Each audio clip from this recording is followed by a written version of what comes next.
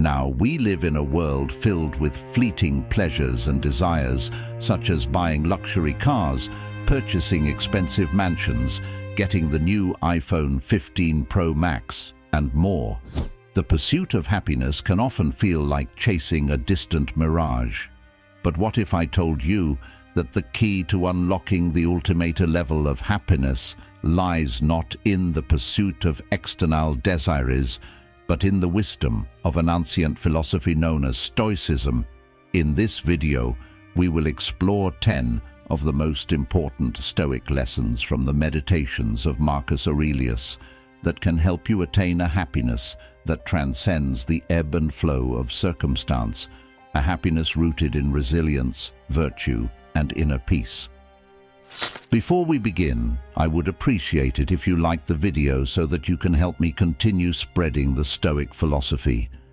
If you are not subscribed, I recommend you subscribe and activate the bell so you don't miss any videos. Number 1. Build your own character. Marcus Aurelius said that the mind has no needs except those it creates. We live in a materialistic society. We are constantly exposed to ads that tell us what we need to buy. We also see the lives of the rich and famous in the media. When we seek happiness through material things, we will never be satisfied. There will always be something else we want, something bigger, faster, or more expensive. By depending on external things for our happiness, we give up our control over it. The truth is that nothing material is really ours. It can be taken away from us at any moment. If we base our identity on how big our house is, what happens when we lose it? The idea here is that instead of chasing material wealth, we should focus on developing our character. Our character is the most valuable asset we possess. It defines who we are and how we live. It is the only thing that cannot be taken away from us, no matter what happens. We may lose our home, our car, or our business, but we can never lose our character. Our character can make us rise or fall in life, and it can leave a lasting legacy. Therefore, we should strive to develop a character that is compassionate, sincere, and diligent. We should also learn to treat others with respect and kindness. Number 2, don't base your happiness on others' opinions. We should not base our happiness on the opinions of others. There are billions of people in the world, and it is impossible to please them all. Trying to get likes on social media or matches on dating apps can make us feel dependent on external validation. However, this is not a reliable source of happiness. The key is to start by changing our own mindset. We should seek happiness from within by building a strong relationship with ourselves. We should understand that if someone dislikes us, it is not because we are not funny, kind, or smart. There will always be people who disagree with us or criticize us, no matter what we do or say. Therefore, we should live our lives in the most authentic way possible. We should not pretend to agree with someone's political views if we don't or tolerate hurtful comments from our friends. As the French novelist André Gide said, "It is better to be hated for who you are than loved for who you are not." Number 3, be extremely grateful for what you have. Marcus Aurelius says that we should recognize and appreciate the virtues that we possess and remember how much we would miss them if we did not have them. Often, we forget about all the amazing things and people in our lives and focus only on what we lack. Marcus Aurelius advises us to imagine how our lives would be different if we did not have all the wonderful people and situations that we have, and how much we would long for them. This is a simple but very effective practice to cultivate a deep sense of gratitude for all that is going well in our lives. We overlook life's simple pleasures, such as being alive, having close family and friends, the ability to love and enjoy, as we concentrate too much on what we lack and what is going wrong. Being thankful and appreciative of what you have makes you feel good and increases your happiness levels. Number 4, live in the present and be aware of your mortality. Marcus Aurelius advises us not to pretend that we have 1,000 years to live, but to be good while we are alive and able, because death is always near. He urges us to focus on what is essential and meaningful, and not to waste our time on trivial things. Many people live as if they are immortal, postponing their dreams and desires for the future. Marcus Aurelius's main lesson here is that we should value the precious time we have and start living our lives now. Often we say that we will start doing something tomorrow, whether it is exercising, pursuing a career, or writing a book. But tomorrow is one of the most dangerous words in the English language. Stop living for tomorrow and start living for today. Number 5, focus on what you can control. The only things we can control in life are our thoughts and actions. Everything else is beyond our reach. Therefore, we should focus only on what we can control and ignore the rest. This is what Marcus Aurelius advises us.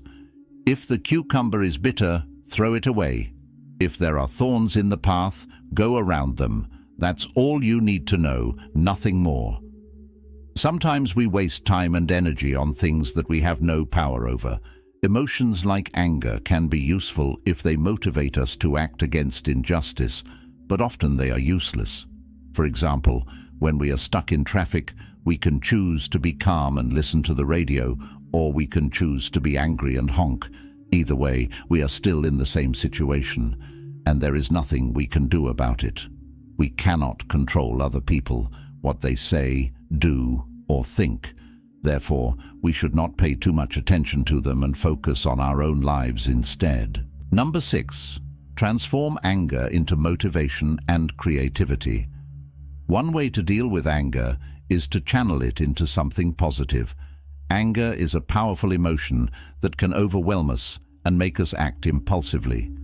When we explode in rage, we often regret our actions later and cause harm to ourselves and others.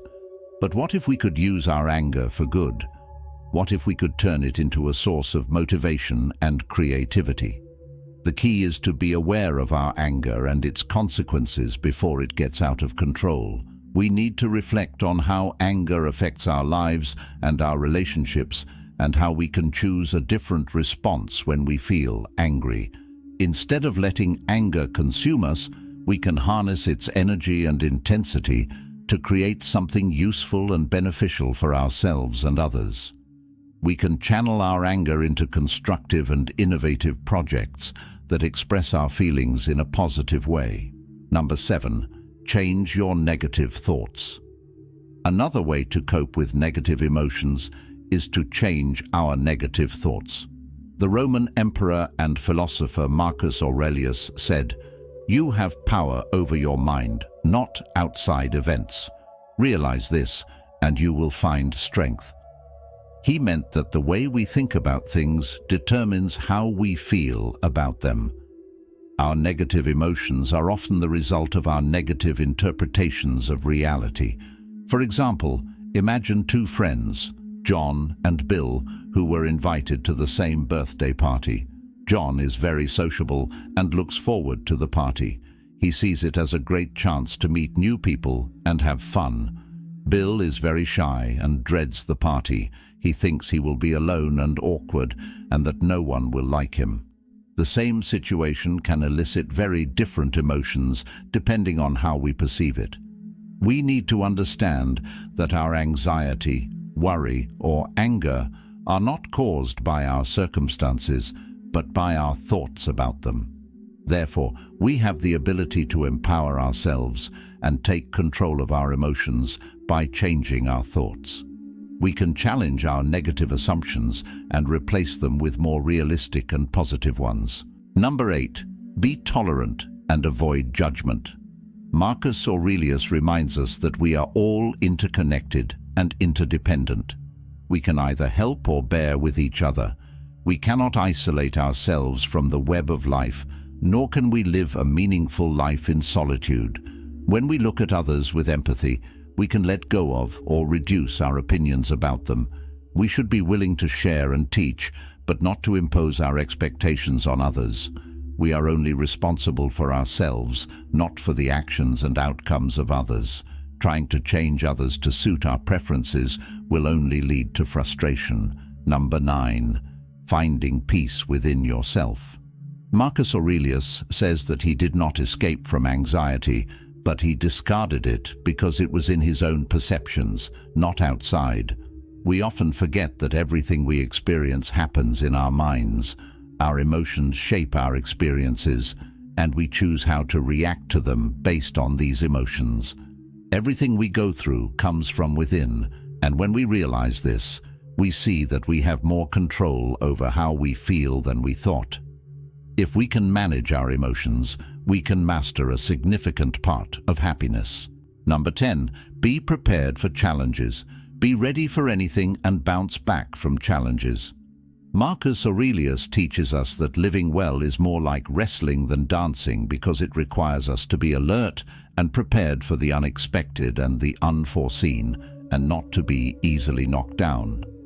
The key to happiness is resilience in the face of difficulties and setbacks.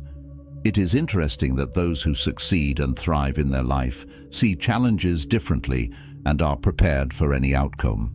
For them, life is about adapting to changes and finding the positive side of what is going wrong. When you don't let failure stop you, you can take small steps and move forward despite your fears and resistance. See life from a positive perspective, and as Marcus Aurelius wisely says, time is powerful, and this too shall pass. I look forward to your comments. If you found this useful, please leave a like to reach more people with this philosophy. Hugs, and until next time.